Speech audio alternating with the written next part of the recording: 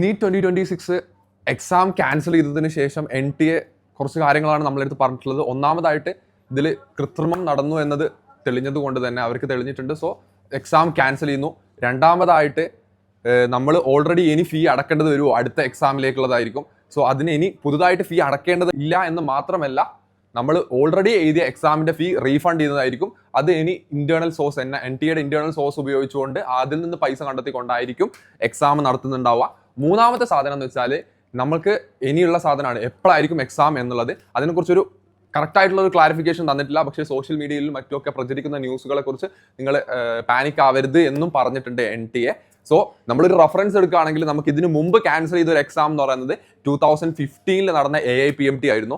അന്ന് exam നടന്നതിന്റെ cancel ചെയ്തതിന് ശേഷം 4 വീക്സിനുള്ളിൽ തന്നെ, അതായത് വിത്തിൻ 1 മന്ത് നെക്സ്റ്റ് എക്സാം നടന്നിട്ടുണ്ട്. സോ എനിക്കറിയാം പലരും നിങ്ങൾ ഭയങ്കരമായിട്ട് പാനിക്ഡ് ആയിരിക്കും ഈ ഒരു ന്യൂസ് കേട്ടപ്പോൾ.